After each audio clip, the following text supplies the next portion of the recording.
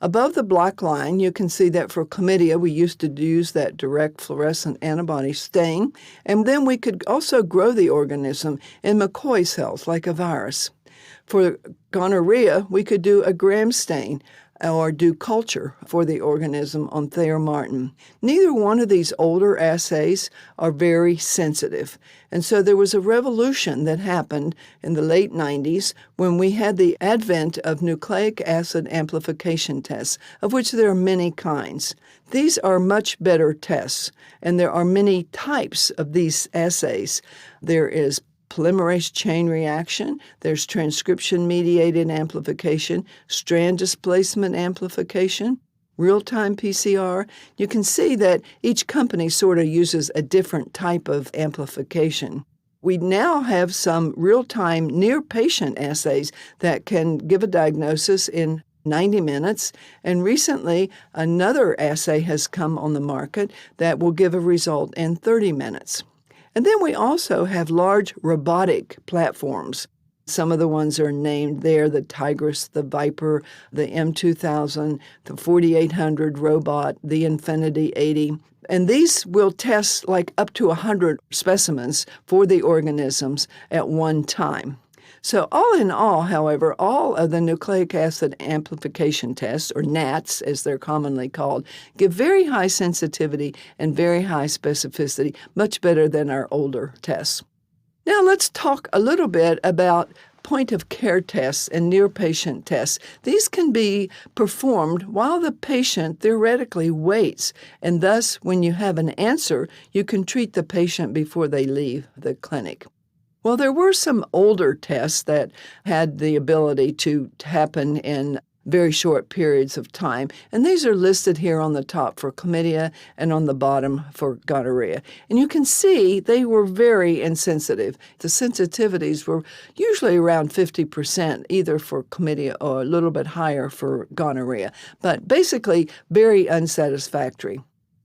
We do know that those types of older point-of-care tests were not NATs. They were not amplified.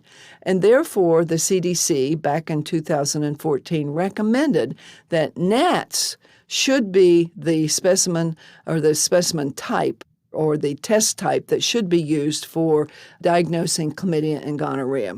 And we now know that all of the commercial NATs that have made it through the FDA for their clearance are available to be used for male urethral swabs, female cervical swabs, urine specimens, self-administered and even clinician-administered vaginal swabs. They can be performed from liquid pap medium, and they're good for symptomatic and asymptomatic patients.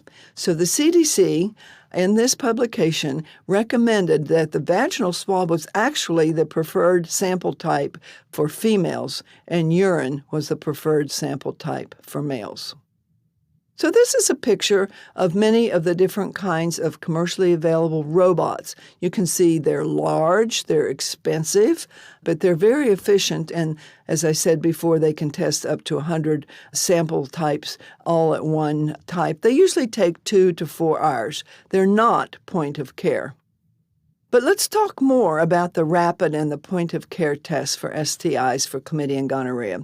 It's very simple to do.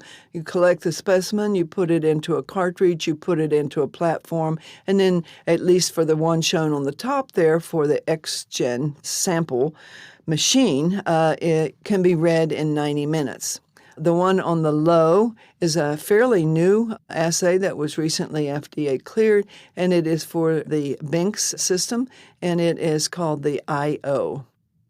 So let's talk a little bit about each of these individually because they are available as a point-of-care or a near patient, so they can be done before the patient leaves the clinic.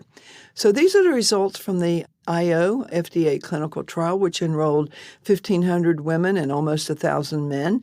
These results are available for the clinician to use in 30 minutes.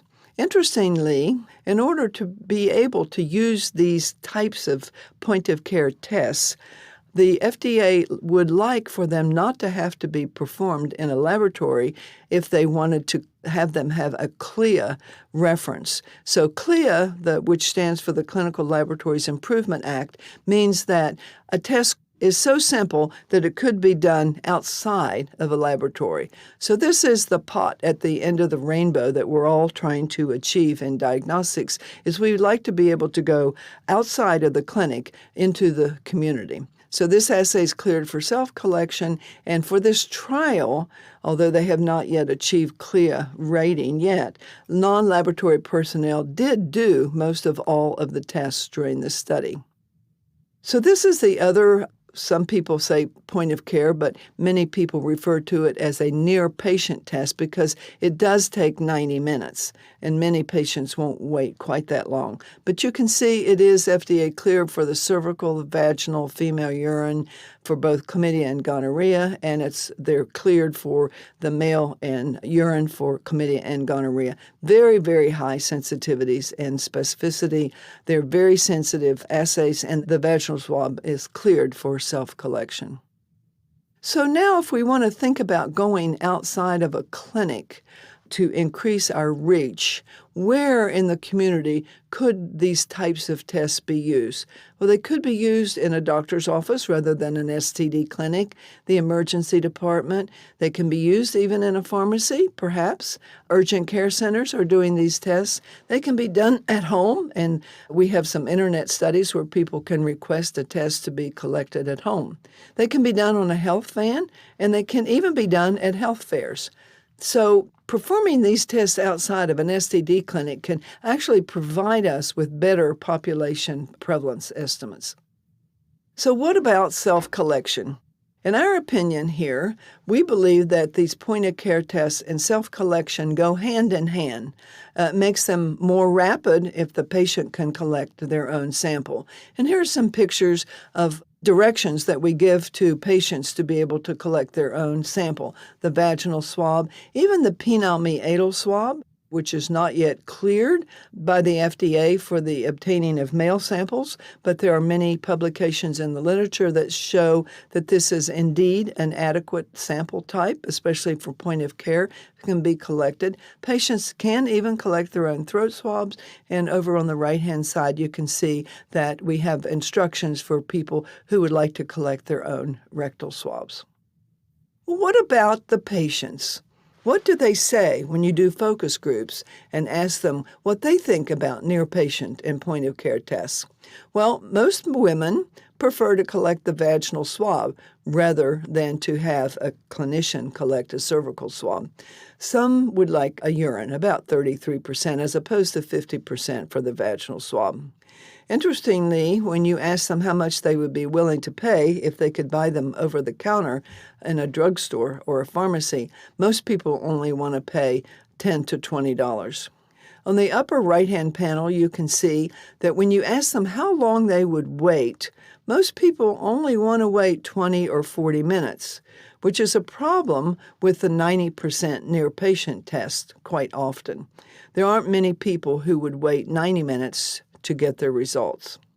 Also, when we ask women who have done the self-collected vaginal swab specimen type, was it easy, hard, or okay?